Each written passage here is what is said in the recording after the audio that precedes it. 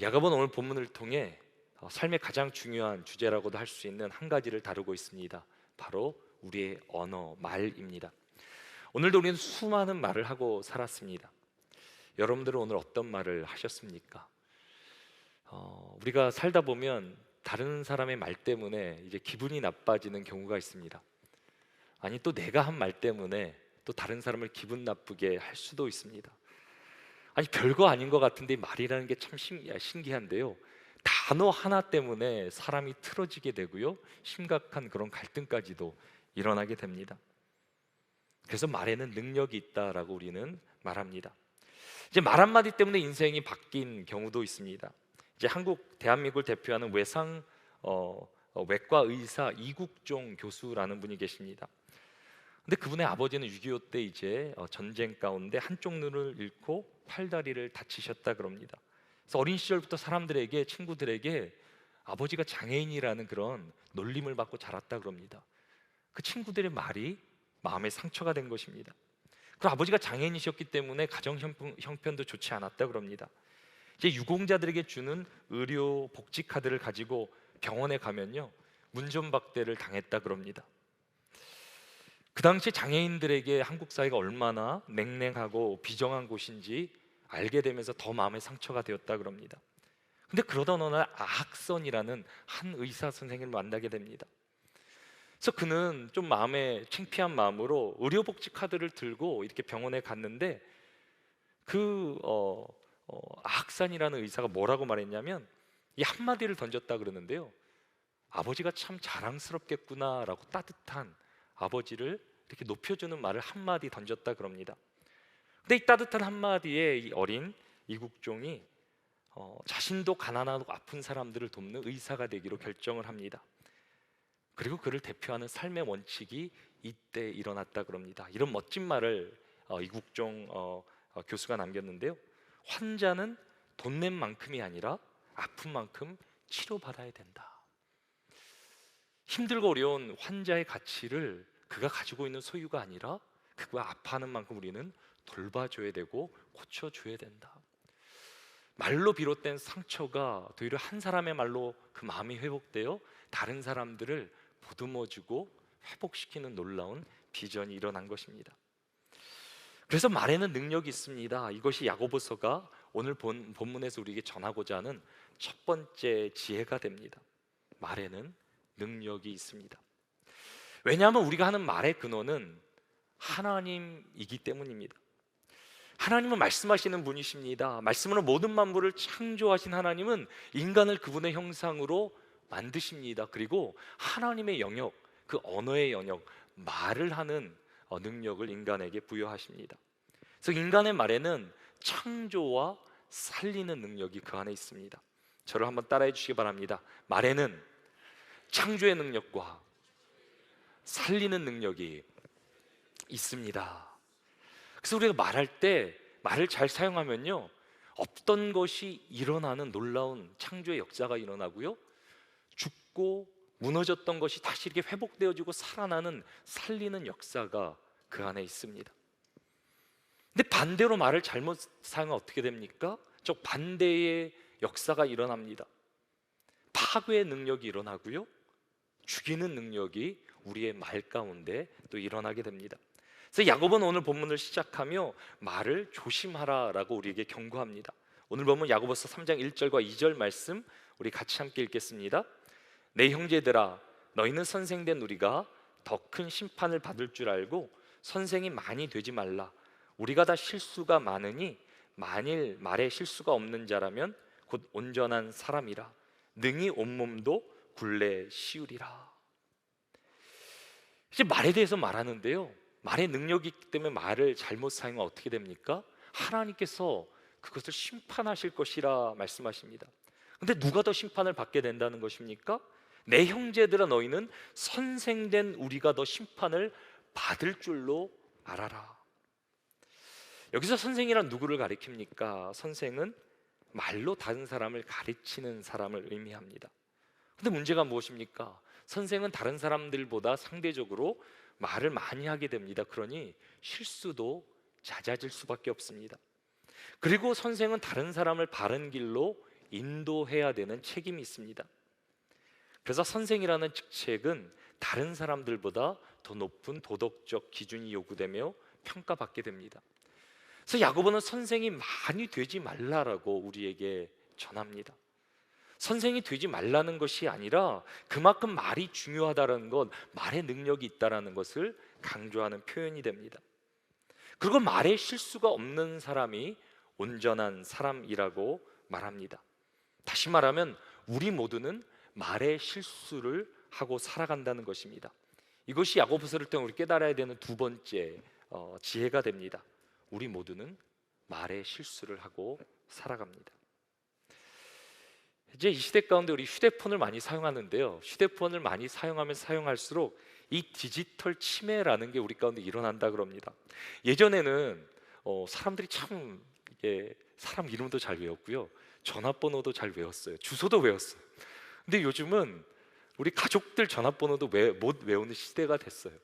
저도 예전에 이렇게 목사님들 보면, 제가 예전에 왜 목사가 되기 좀 꺼려했냐면, 옛날에 저한테 이런 얘기 하시더라고요. 성도의 이름을 500명을 외우면 500명 목회를 한대요. 1000명을 이렇게 외우면 1000명 목회를 한대요. 근데 제가 외우는 거 참 못하거든요.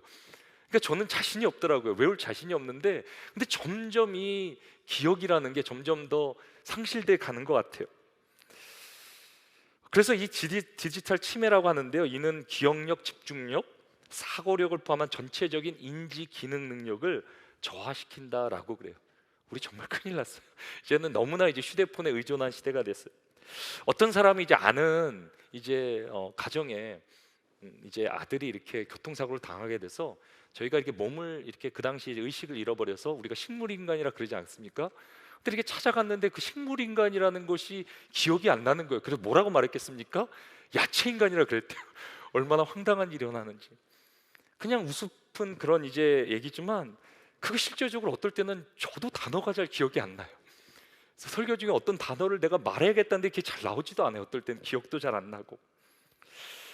우리 모두는 말의 실수를 하고 살아가고요, 현대 사회를 살아가는 우리들에게는 말의 실수가 더 많아지는 것 같아요.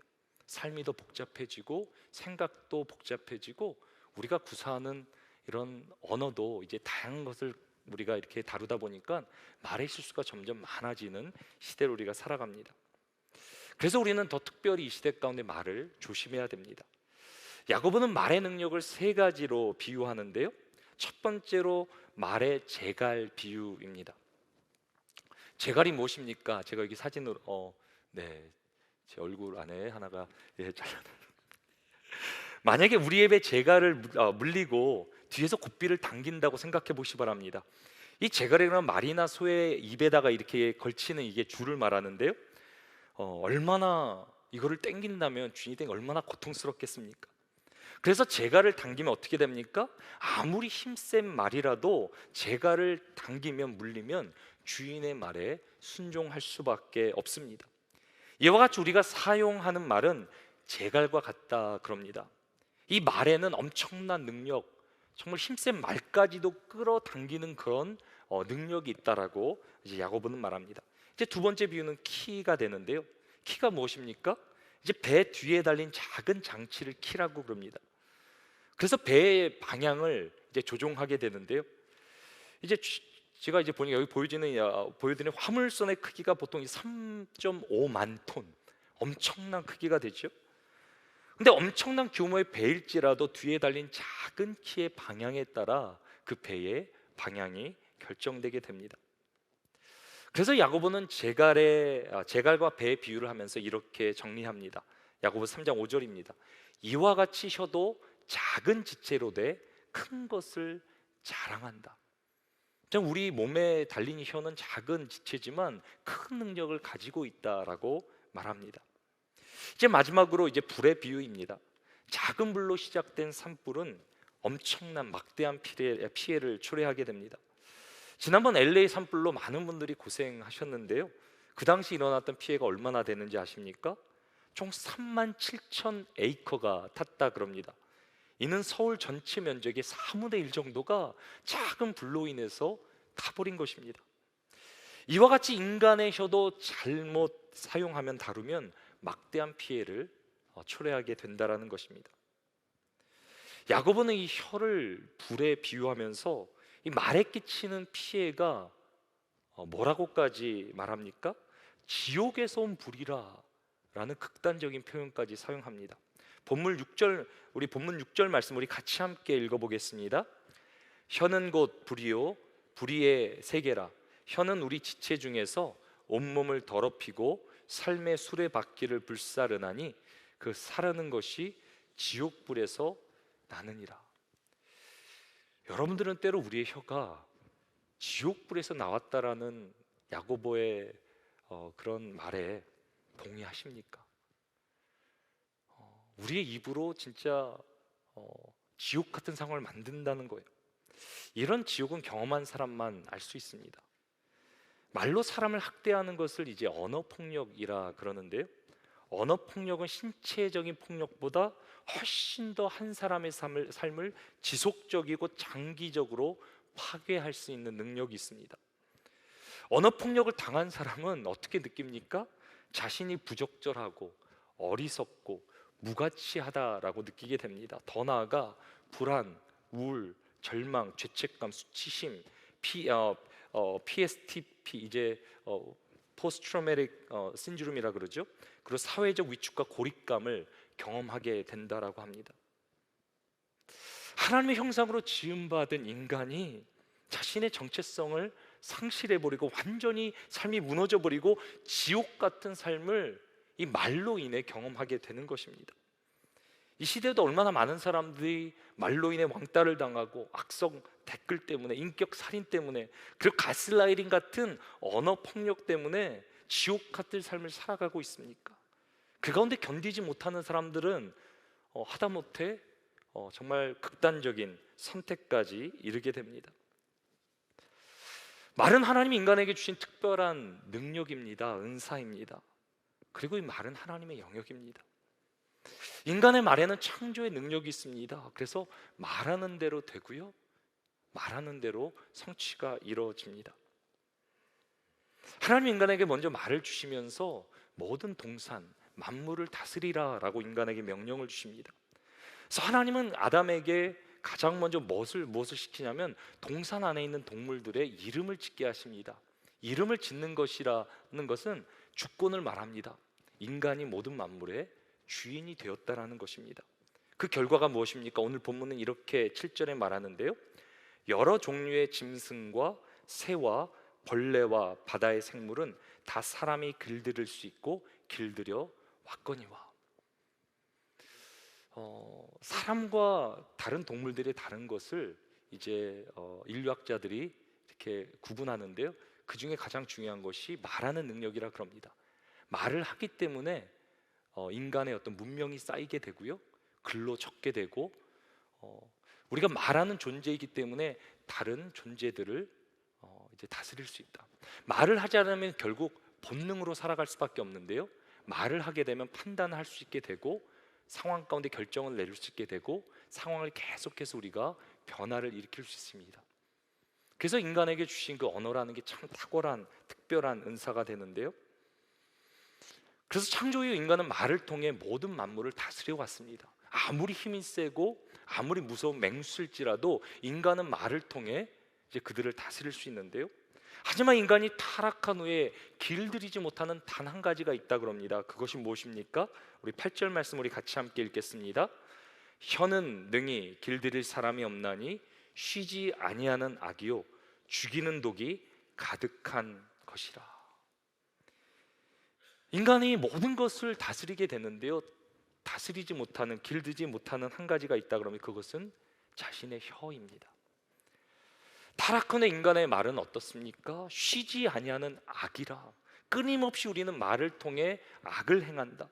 그 죽이는 독, 말을 통해 사람을 죽인다라고 야고보는 말합니다. 그럼에도 우리는 말을 길들이지 못합니다. 이것이 우리가 기억해야 되는 세 번째 지혜입니다. 우리는 절대로 우리의 말을, 혀를 길들일 수 없습니다. 여러분들 중에 정말 이렇게 말을 잘하는 분들도 계실 것입니다. 달변가라 그러죠. 아무리 말을 잘하고 탁월하게 할지라도, 아무리 훈련이 된 사람도 우리가 깨달아야 되는 지혜가 뭐냐면 우리는 우리의 말을 길들일 수 없다라는 것. 그것을 인정해야 합니다. 왜냐하면 우리의 말은 그저 말이 아니라 결국 우리의 마음에서 나오기 때문입니다. 그리고 우리의 마음은 부패했기 때문에 결국 우리가 하는 말은 악한 것이라 성경은 말해줍니다. 마음이 부패했기 때문에 그 안에서 나오는 말은 당연히 부패할 수밖에 없다라는 것입니다. 특별히 이 지혜는 저에게 주시는 말씀입니다. 선생된 우리가 더 큰 심판을 받을 줄 알아라. 저도 말을 많이 해야 되기 때문에 왜 실수가 없겠습니까? 다른 사람보다 실수 많이 하겠죠. 그리고 제가 언제 항상 제 마음을 정결하게 깨끗하게 지킬 수 있겠습니까? 저도 부패한 인간인데. 그래서 저도 두렵고 떨리는 마음으로 특별히 말씀을 전할 때는 내가 아니라 성령 하나님 나를 통해 역사해 달라고, 말씀해 달라고 저도 두렵고 떨리는 마음으로 단상했었죠. 왜? 나는 이미 부패한 자고 내 안에서 나오는 것은 부패한 말이기 때문입니다. 그렇다면 말을 안 하고 살면 되는 것입니까? 말을 안 할 수 없을 뿐더러 말을 하지 않는들 우리의 마음의 부패가 어찌 변할 수 있겠습니까? 인간의 근본적인 문제는 말에 있는 것이 아니라 마음의 문제입니다. 그래서 우리가 깨달아야 되는 네 번째 지혜는 무엇입니까? 우리 말의 문제는 결국 부패한 마음에서 비롯된다라는 것입니다. 그래서 야고보는 말의 문제를 마음의 문제로 결론 짓습니다. 14절과 15절 말씀 우리 같이 함께 읽겠습니다. 그러나 너희 마음속에 독한 시기와 다툼이 있으면 자랑하지 말라. 진리를 거슬러 거짓말하지 말라. 이러한 지혜는 위로부터 내려온 것이 아니요 땅 위의 것이요 정욕의 것이요 귀신의 것이니. 무서운 말을 하고 있죠. 우리 마음 가운데 이런 악한 마음들이 일어나라는 겁니다. 이것들은 위로부터 하나님으로 온 것이 아니라 땅의 것이고 정욕의 것이고 귀신의 것이라고, 이런 것들이 우리를 통해 말로 나오게 된다라는 거예요. 그래서 우리는 어떻게 해야 됩니까? 말의 능력을 회복하기 위해 우리가 두 가지를 기억해야 되는데요, 먼저 우리의 마음을 점검해야 됩니다. 그저 말이 아니라 마음에서부터 악한 것이 일어나기 때문에 우리는 마음을 점검해야 됩니다. 그 야고보는 마음에 두 가지가 있는데 특별히 독한 시기와 다툼을 점검하라 그럽니다. 14절 우리 같이 함께 다시 한번 읽겠습니다. 그러나 너희 마음속에 독한 시기와 다툼이 있으면 자랑하지 말라. 진리를 거슬러 거짓말하지 말라. 특별히 마음속에 두 가지를 조심하라. 두 가지가 있으면 너희들 자랑하지 말라. 그것은 하늘의 지혜가 아니라 라고 말하는데요, 여기서 먼저 독한 시기란 무엇입니까? 이것은 인간이 경험할 수 있는 격한 열정을 말하는데요, 하나님을 향한 순수한 사랑에서 나오는 열정이 아닌 다른 사람들과의 비교에서 일어나는 경쟁심을 말합니다. 비교 자체가 나쁜 것은 아닐 것입니다. 우리도 다른 사람과 항상 비교를 하며 이제 살아가게 되는데요, 비교란 무엇입니까? 다른 것과 다른 사람과 이제 판단하는 것을 말합니다. 근데 타락한 우리의 마음은 무엇입니까? 그냥 다른 것을 판단하는 게 아니라 우리는 사람을 판단하기 시작합니다. 그것은 하나님의 영역인데요, 우리는 다른 것을 판단함을 넘어 이제는 사람을 판단하고 그 사람의 가치를 판단하기 시작합니다. 그 사람보다 나를 더 높게 여기든지 아니면 그 사람보다 나를 더 열등감을 가지고 낮게 여기게 됩니다. 그래서 사람을 판단하는 마음에서 나오는 말은 하나님의 뜻이 아니라 악한 것이라고 성경은 말합니다. 이것은 자랑하는 것이고 때로는 진리를 왜곡시키는 것이다 라고 말합니다. 그래서 만약에 내 마음 가운데 다른 사람을 판단하는 마음이 들잖아요, 비교는 할 수 있지만 그 사람이 좋다 나쁘다, 그 사람의 인격과 그 사람의 존재를 판단하는 내 마음에 있으면 그때는 말을 멈춰야 된다. 그때 우리 가운데 나가는 말은 악한 말이다, 하나님의 뜻이 아니라 그것은 여기서 보면 땅의 것이고 정욕의 것이고 귀신의 것이다 라고까지 말합니다. 하나님의 마음이 무엇입니까? 원수일지라도 사랑하는 마음을 품으라. 힘들죠, 어렵죠, 우리가 할 수 없는 거죠. 성령이 주셔야 되는 마음이죠. 근데 그때 나오는 마음이 말이 선한 말이 되고, 우리가 다른 사람을 판단하고 말하는 말은 이미 그것이 악한 것이다 라고 말합니다. 똑같은 말이라도 같은 말이 아니에요. 마음에서 어떤 말로 하느냐에 따라서 그것이 하나님을 기쁘시게도 하나님을 슬프게도 할 수 있다라는 것입니다. 이제 두 번째는 이제 다툼인데요. 우리 마음에 다툼이 일어난다면 우리는 멈춰야 된다, 말을 멈춰야 된다라고 야고보는 말합니다. 여기서 다툼은 무엇입니까? 이게 원어적으로 보면 이기적인 야망이라고, 이기적인 나의 욕심이 나오는 것이라 이렇게 말하는데요, 자신의 뜻을 이루기 위해서 싸우는 행위를 의미합니다. 사람들의 편을 갈라 자기 편을 만들고 나의 의견을 다른 사람들에게 이렇게 드러내기 위해서 내가 하는 행위, 그것을 여기서 다툼이라 말합니다. 교회는 자신의 뜻을 펼치는 곳이 아닙니다. 교회는 하나님의 뜻이 이루어져야 되는 곳입니다. 교회는 목사의 뜻을 펼치는 곳도 아닙니다. 그래서 저도 제 말을 조심해야 됩니다. 혹시 우리 가운데 이런 마음이 있지 않습니까? 내 어떤 생각이, 의견이 관철되지 않았을 때 마음이 굉장히 힘든 그런 때가 있지 않습니까? 그때는 그것이 하나님의 뜻이 아니라는 거예요. 교회는 내 뜻이 관철되어야 되는 것이 아니에요. 때로는 내가 의견을 관철되지 않더라도 그 마음을 내가 눌러야 된다. 그때는 말을 조심해야 된다. 혹시 내 마음 가운데 다툼의 마음, 내 의견을 자꾸 주장하려는 마음이 일어난다면 그때는 멈춰야 된다라고 야고보는 말합니다. 특별히 저는 이제 목회자로서 저에게 주어진 위치와 힘을 어떻게 해야 됩니까? 겸손하게 성도들을 위해 사용해야죠. 더 나아가 하나님의 뜻, 말씀을 이루기 위해 제가 사용해야 됩니다. 성도들이 하나 되는 일, 다투는 것이 나눠지는 것이 아니라 내 편을 만들고 내 뜻을 이루는 것이 아니라 하나님 안에서, 사랑 안에서 하나 되어지고 연합할 수 있도록 우리는 우리의 마음을 지켜야 됩니다. 우리 마음 가운데 다른 사람을 판단하는 그런 생각과 내 뜻을 이루고 싶은 강한 의지가 일어난다면 멈춰야 된다고. 그때 일어나는 말은 하나님의 뜻을 이루지 못한다 말합니다.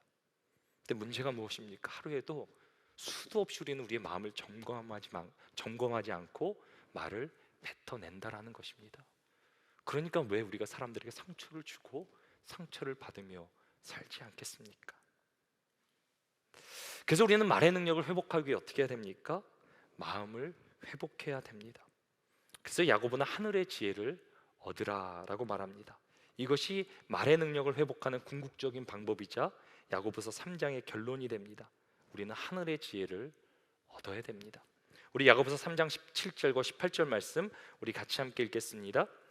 오직 위로부터 난 지혜는 첫째 성결하고 다음에 화평하고 관용하고 양순하며 긍휼과 선한 열매가 가득하고 편견과 거짓이 없나니 화평하게 하는 자들은 화평으로 심어 의의 열매를 거두느니라. 하늘의 지혜가 하나님의 뜻, 하나님이 주시는 그런 마음이 무엇이라 그럽니까? 깨끗하다고, 마음이 순수하다고, 그리고 우리를 하나 되게 한다고, 다른 사람을 존중하고 다른 사람의 말에도 순종할 줄 알며 그 안에 긍휼이 가득한 마음이라. 좋은 결과를 맺으며 다른 사람들을 차별하지 않는 마음이며 거짓이 없이 정직한 마음, 이것이 하늘의 지혜, 하나님께서 우리 가운데 주시는 마음이라 그럽니다. 이런 마음이 있을 때 말을 하면 그것은 창조의 능력과 살리는 능력이 일어난다라는 것입니다. 이런 일이 초대교회 가운데 일어났습니다. 바로 성령 충만이 임했을 때입니다. 사도행전 2장 4절입니다. 그들이 다 성령의 충만함을 받고 성령이 말하게 하심을 따라 다른 언어들도 말하기를 시작하니라. 여기서 중요한 게 무엇입니까? 내 걸로 충만한 것이 아니라 하나님의 영으로 충만하면서 성령이 말하게 하심을 따라 말했다. 성령님께서 말하게 하심을 따라 말했다. 이것이 우리의 말의 지혜, 능력을 회복하는 키가 되죠. 내가 하고 싶은 말, 내가 원하는 말이 아니라 성령의 마음에 따라 그분이 나에게 하라고 하는 말을 할 수 있는 사람, 그 사람이 창조의 능력의 사람이고 영혼을 살리는 사람입니다. 그래서 말의 능력을 회복하기 위해 우리가 훈련을 몇 가지 해야 되는데요, 제가 4가지를 말씀드리는데 그 첫 번째가 잘 듣는 훈련입니다. 내가 말하기 전에 잘 들어야 돼요. 다른 사람의 말도 잘 들어야 되고요. 그리고 제가 특별히 이렇게 여러분들이 부탁드리는데요, 들을 때요 좀 관대하게 긍휼을 가지고 들었으면 좋겠어요. 어떨 때는 말 단어 한마디 가지고 뭐 그 전체적인 맥락도 있지만 뭐 하나 가지고 이렇게 때로는 우리가 화가 나지 않습니까? 왜 저 사람이 나한테 그 순간에 그 말을 했을까? 왜 그 단어를 사용했을까? 너무 이렇게 들을 때요 이렇게 막 어, 어, 어, 이렇게 잘 그렇게 제가 표현을 긍휼히 들으세요. 긍휼히 너무 그것을 분석해서 감정적으로 받아치지 말고요 긍휼로 들으세요. 왜 그러면 말을 그저 하는 사람도 어떨 때는 실수를 하지만요 듣는 사람들요 우리 마음 가운데 상처가요 어떤 말을 단어를 듣게 되면 그것이 일어나게 돼요. 말을 하는 사람도 문제가 있을 수 있지만 듣는 사람도 상처가 어떤 단어나 어떤 상황이 되면 그것이 일어나게 돼요. 그것으로 인해서 어떨 때는 사람의 관계가 무너지게 됩니다. 그래서 우리가 말을 잘하기 위해서는 듣는 훈련을 먼저 해야 되는데 사람의 말을 듣는 것도 참 중요한데 누구의 말을 들어야 됩니까?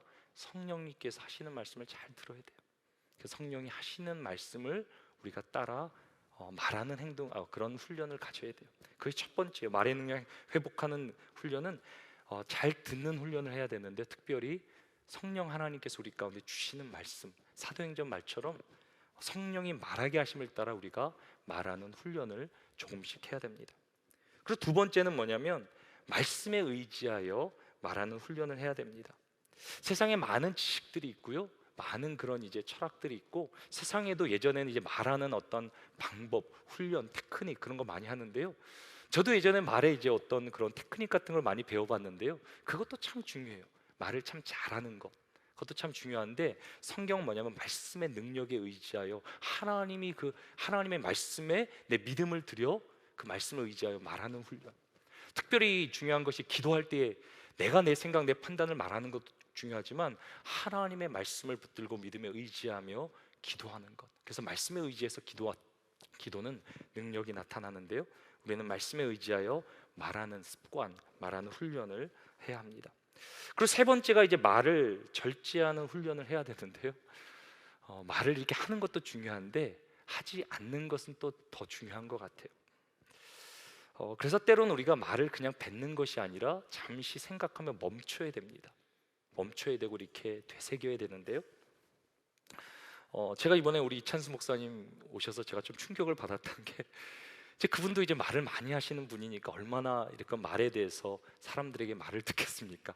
근데 우리 사모님과 이렇게 대화 가운데 어느 순간부터 이제 존칭을 쓰기 시작했다. 이거 참 쉽지 않은 거 아닙니까? 예전에 제가 어르신들 이렇게 보면 우리 부부끼리 이렇게 존칭을 쓰는 분들이 계셨어요. 근데 존칭을 쓰게 되면 말이 한 번 정제가 되죠. 내가 하고 싶은 말이 아니라 조금 더 상대방에 맞춰서 내가 상대방을 높이게 되죠. 저는 이것도 참 좋은 습관이라고 특별히 이 시대니까 좋은 훈련이라고 생각합니다. 그리고 이제 여러분들 구역에서도요 때로 친한 사람들끼리도요 너무 말을 이렇게 쉽게 쓰지 마세요.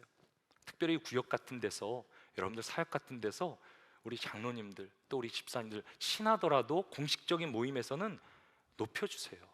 말을 너무 쉽게 이렇게 친하다고 하지 마시고요 높여주시면 내 말이 정제가 돼요. 그래서 우리는 말을 절제해야 되는데요 때로 우리는 우리의 말을 길들일 수 없어요. 때로는 이런 장치를 가지고 우리는 우리의 말에 절제를 가져야 되고요. 이제 네 번째, 특별히 이것이 중요한 건데요 서로 안에 있는 하나님을 인식하는 훈련을 해야 됩니다. 야고보가 오늘 3장에서 뭐라고 말하냐면 하나님을 예배하고 찬양하는데 지금 우리가 하나님을 예배하고 찬양하러 모였잖아요. 근데 어떻게 너희가 하나님의 형상으로 지음받는 사람을 저주할 수 있느냐? 말이 안 된다라는 거예요. 하나님 우리가 뭐 경이롭게 저희가 경외하며 하나님을 높이는데 어떻게 하나님의 형상으로 지음받은 사람을 막대할 수 있느냐? 그것은 있을 수 없다라는 거예요. 근데 우리는 그렇게 살아가요. 그 사람 안에 있는 하나님을 보지 못하기 때문에. 그래서 우리는 때로 서로에게 대화를 나눌 때요 항상 인식해야 되는 게 저분 안에도 하나님의 형상이 있구나. 저분 안에도 주님께서 역사하시는구나. 내가 하는 말을 저분 안에 계시는 성령님께서 주님께서 들으시는구나.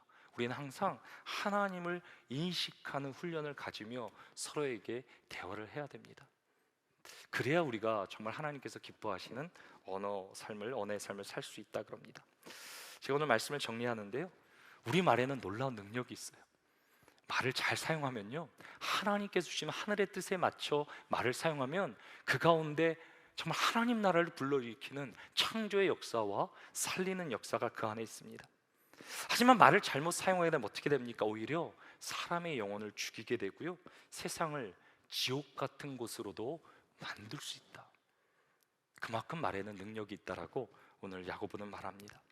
전 우리 가운데 이 말의 능력, 하나님이 주신 그 능력이 회복되어 우리가 가는 곳마다 영혼들이 살아나고 하나님 나라가 임하는 놀라운 역사가 일어나게 되기를 주님의 이름으로 축원합니다.